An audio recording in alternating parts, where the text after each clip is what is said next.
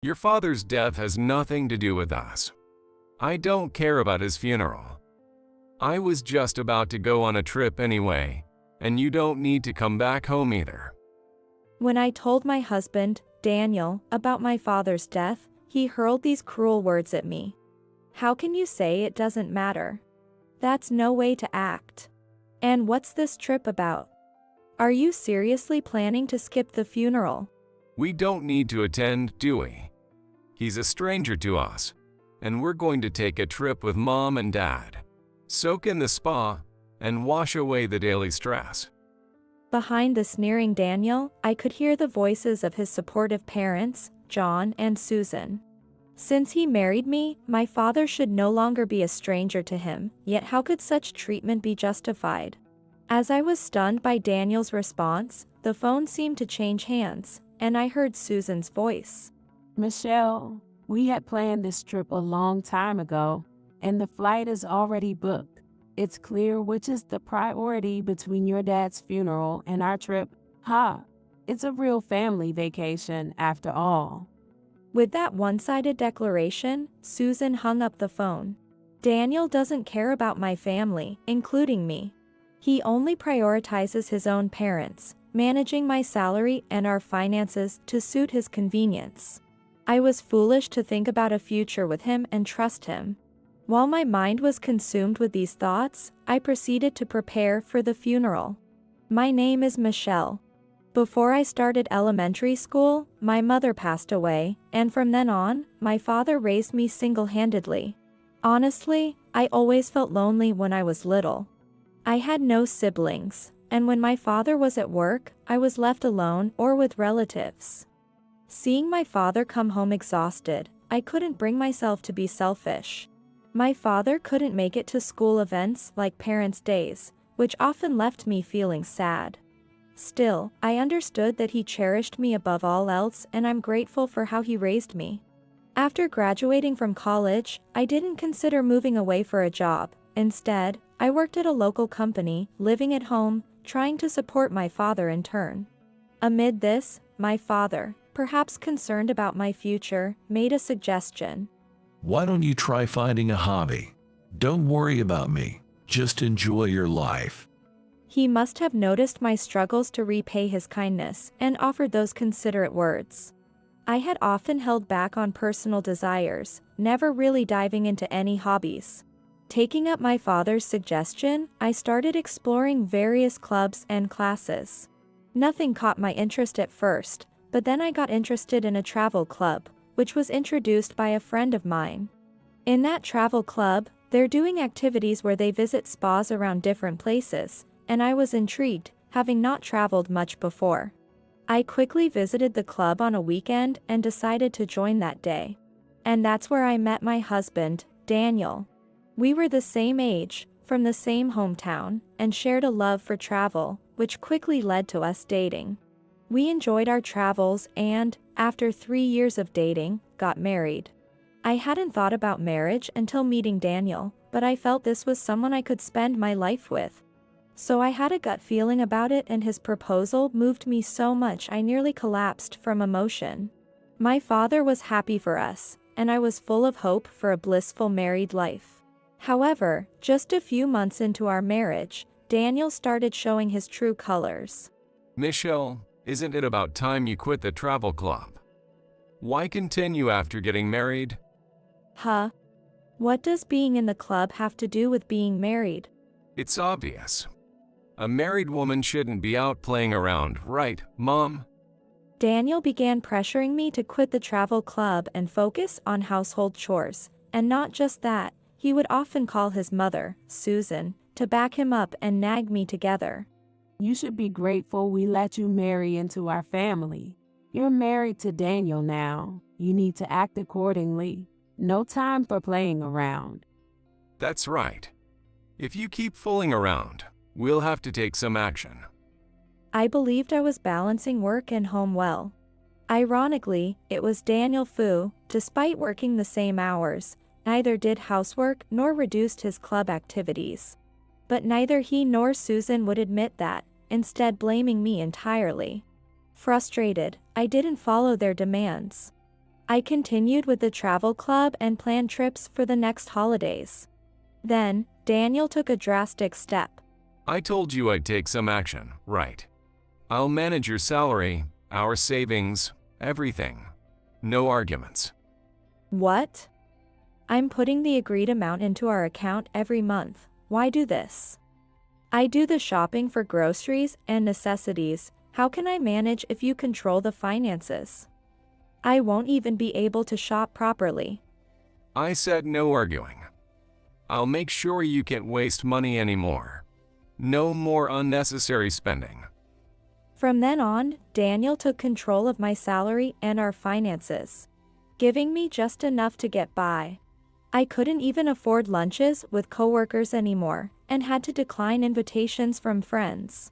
It was tough having my life turned upside down, but maybe it was a step forward for Daniel to take charge of our savings, considering he hadn't done much before. I convinced myself of this and let Daniel handle our finances. However, this only made Susan more critical of me. Can't manage your own money. What a letdown of a wife, huh? Aren't you embarrassed to leave it all to your husband? Her snide remarks were painful to hear. I tried to ignore it, reminding myself that we had decided this together. Time passed, and 3 years later, I was thinking about moving from our rental to buying our own home. I dreamed of raising our future kids in a spacious, bright house, but Daniel never brought up anything about our savings. I couldn't even get a glimpse of our bank book, let alone know how much we had saved. Daniel kept nagging about not wasting money, just like he did 3 years ago. Yet, he never quit the travel club and continued to travel as frequently as before we were married. Moreover, he splurged on taking his parents, John and Susan, on trips and buying them clothes and jewelry, claiming it was filial piety. I tried to discuss this with him several times, but Daniel always dodged the conversation, and we never got to have a real talk. Just when I thought I needed to settle this, John and Susan started living with us. Our place, a small one-bedroom apartment, became cramped and unlivable with 2 more people. With either John or Susan always around, it became harder to talk to Daniel about our savings. Still, I seized any moment I could, like when he was about to leave for work, to confront him. Hey, I didn't know John and Susan were going to live with us. And you even paid for their moving and new furniture. We shouldn't have that much spare cash, right? It's just being filial, you know. They're getting on in years. Oh, filial piety, huh? Well, I'd like to do the same for my dad. Can you give me some money then? We must have saved quite a bit by now, right? Well, maybe. I gotta rush. I'm running late for work. Daniel, clearly avoiding the topic, hurried off to work. Unable to have a proper discussion, my distrust grew. I continued to live in a fog of unease, accumulating stress. Then one day, while at work, I received a call that my father had been rushed to the hospital by ambulance. He had collapsed while mowing the lawn, witnessed by a neighbor who called the ambulance and informed me. I left work early and rushed to his side, only to learn from the nurses that he was undergoing emergency surgery for a subarachnoid hemorrhage.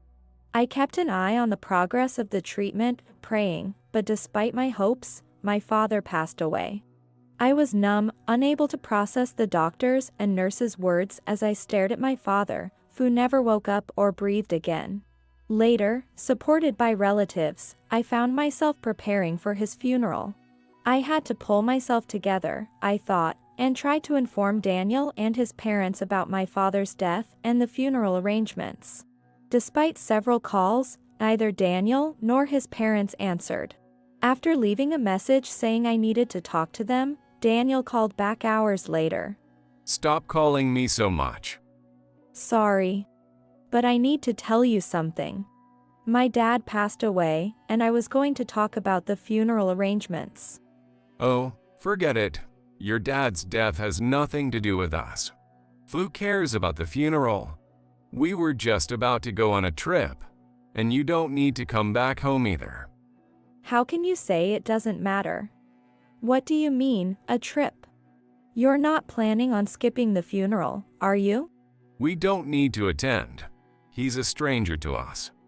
We're going on a trip with Mom and Dad, going to spa to wash away the daily stress. Behind Daniel's mocking laughter, I could hear his parents, John and Susan, agreeing with him. Even though he married me, my father should no longer be a stranger, yet how could he treat us this way? As I was stunned by Daniel's response, the phone was handed over, and I heard Susan's voice. Michelle, we had this trip planned from before, and the flights are already booked. It's obvious which is the priority between your dad's funeral and our trip. It's a real family vacation after all.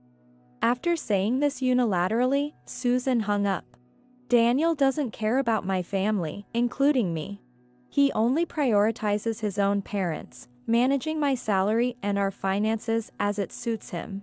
I was foolish to think about a future with him and trust him. Overwhelmed by these thoughts, I proceeded with the funeral preparations. In the end, Daniel and his parents, true to their words, did not show up for my father's funeral. During the funeral, relatives kept asking about Daniel and his parents.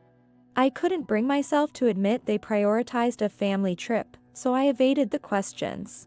Yet, some seemed to understand the strain in our marriage, looking at me with pity. I pretended not to notice and carried on. Returning home, there was still no sign of Daniel and his parents, and the house was eerily quiet. Alone with my grief, I received a call from Daniel. Hey, Michelle, I need help. We had an accident on the trip. Can you come here right away? An accident? Yeah. Susan drove the rental car into a single-car accident. She broke some bones and has to stay in the hospital here for a while. According to Daniel, Susan was driving from the hotel to a corner store. It seemed she couldn't handle the curve and crashed into the guardrail. Due to her age and the fractures, she'll be staying in the local hospital until she's well enough to be moved. Can't leave Mom alone here, so Michelle, come and take care of her. I need to go back for work. Why me? You're her son, you should be taking care of her. Come on, she's your family too. Don't be so cold. Hey, you're good at dealing with the police and rental car company, right? Oh, and pay for Susan's hospital bills too. We're broke from the trip. Why should I do that? And you call me cold? You didn't even attend my father's funeral. Still holding that against me. Huh? Forget the past. Anyway, Dad and I have a plane to catch, so we need to leave. You'll pass by as we go, so please take care of it. What a convenient person he is. He claims my father is a stranger, but when it's about his family, I'm not a stranger? Trying to push his troubles onto me and take advantage of the situation, my frustration boiled. Calmly, I told Daniel the truth. Sorry, but I can't cancel my trip plans to take care of someone else. I've already made plans, and I'm prioritizing my own family over strangers. What? What trip are you talking about? I was invited by a relative to go on a trip. I'm going to visit the spa my father loved. Your family's in the hospital, and you're going on a trip. That's insensitive. What are you thinking? I could say the same to you. In my case, it wasn't about a hospital stay, but, well, that's how it is, so please take care of Susan yourself. Hey, wait. I hung up and blocked Daniel's and his parents' numbers. I then went on to enjoy my trip for a few days. Upon returning home, Daniel and his father John came running to the entrance, trying to confront me. Leaving your mother-in-law alone and just going off to have fun. What a failure of a wife. You'll definitely have to pay for the medical expenses since you didn't look after her. John yelled, echoing Daniel's anger. As Daniel says, you let me down, Michelle. To think you can't take care of family. Michelle, you don't understand how hard this has been for us. Susan wasn't the car's primary driver, so she's not covered by insurance, and the bill they've slapped on us is just outrageous. It's such a huge amount, so I can't afford it. Being an old-timer like me, you understand our situation, right? I couldn't comprehend what Daniel and John were saying. They seemed to be insisting I should pay Susan's medical and accident bills, but I saw no reason why I should. If you don't want to be called a failure of a wife, you know what to do, right? Pay for all the medical expenses? There's no way I'm paying. Why should I? You can think of me as a failure of a wife if you want, but what you've done is far more disgraceful. How could you say that? You manage my salary, right? Then pay from there. Consider it severance. Severance? What are you talking about? I didn't say I'd pay you if we had savings. What? Are you kidding me? We've spent it all on a trip. Gave some pocket money to Dad and Mom, too. I was astounded. Though I had doubted Daniel's money management, I never imagined it would all be gone. Neither John, who's of working age but unemployed, nor Daniel, who worked, had the means to cover such a large amount. It wouldn't be surprising if they were counting on the inheritance I received from my father. If you don't pay the medical bills, I'll leave you. You can't live without me, right? Think carefully before you speak. You'll want to beg to pay, right? Can't live without you? You're greatly mistaken. Don't get cocky with me. With the inheritance from my father, I can live on my own. Plus, if we divorce, I can manage my salary myself. If you want a divorce, go ahead. I'll gladly sign the papers. I never said anything about divorce. If you just said you'd pay with your inheritance, all this could be resolved without complications. Well, I've already prepared for divorce. While you were on your trip, I packed up my things. I have a place to move to and can leave anytime. Realizing I was serious, Daniel suddenly became anxious. Wait, calm down. Not getting a divorce is better for both of us. You wouldn't want your beloved to be saddled with a lot of debt, right? That's none of my concern. Please reconsider. I need your inheritance. Despite Daniel's pleading for the inheritance, I rejected him. Taking my last belongings, I prepared to leave the house. I heard Daniel's pitiful pleas as I walked away, but I ignored them and continued on. Afterward, I moved to my father's house. I thought about reminiscing while sorting through his belongings, but since Daniel strongly opposed the divorce, I had to hire a lawyer to finalize it. Daniel ended up with a huge debt from Susan's accident and medical expenses, and it seems he and John are now working multiple jobs from dawn to dusk. Susan was discharged from the hospital, but reportedly suffers from after effects. Still, with Daniel and John working themselves to the bone because of her, Susan's stuck doing all the household chores, and she's probably living a tough, miserable life. After the divorce, I moved on, relocating for a job transfer and letting go of my family home. Contact with my former in-laws ceased almost entirely. The only time I return to my hometown is for the annual visit to my father's grave. Every time I visit his grave, I observe a moment of silence at the gravesite and report that I am now happy.